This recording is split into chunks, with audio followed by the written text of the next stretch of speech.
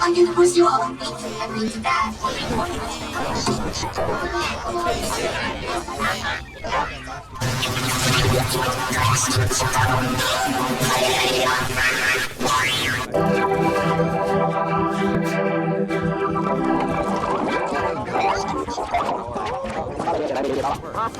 But check out the links below for more details.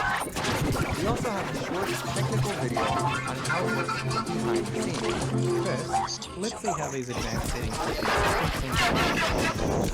They're under protection, anti-malware quality. There are a few settings you can fiddle with in the cloud protection section, but we really want to show you the neat extra features you might not know about.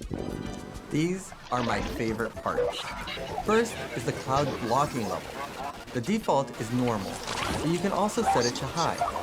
We all know protection isn't a one-size-fits-all. Some computers and users need to be protected more stringently, and it's a rarity that they go do weird stuff on their computer. Like the CEO's business admin. Exactly. The admin has access to very sensitive company information, but really should be using well-known tools. So we'd instruct the Windows Defender Cloud to be more aggressive in blocking. Sure, that could potentially lead to some false positives, but protection is key. The other cool feature is the extended timeout. So essentially, when Windows Defender AV comes across a suspicious file, it stops the file from running so it can ask the cloud-based service what it thinks about the file. Right. We apply a whole bunch of machine learning and advanced analysis to the file to determine if it's malware. This typically takes less than 500 milliseconds. You won't even notice it. By default, Windows Defender will time out after 10 seconds. But as an organization, you can set that you are willing to wait up to 1 minute. Okay, so we've shown you two of the ways you can customize your level of protection with the Windows Defender Cloud. But one of the things you might have noticed is that we first use Config Manager and then swap to Group Policy. This is often a question we hear, when to use one management tool versus another. The Group Policy versus Config Manager, the great debate.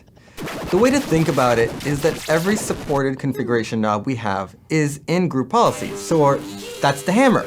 But you don't always need a hammer. Exactly. So in Config Manager, Intune, PowerShell, and others, we expose the most commonly used settings. Ideally, this means that those dedicated management tools should be your first choice when configuring and deploying settings. The extended timeout feature is a great example of this. It's a new feature and is therefore only in Group Policy, but very soon you'll see it in Config Manager and others.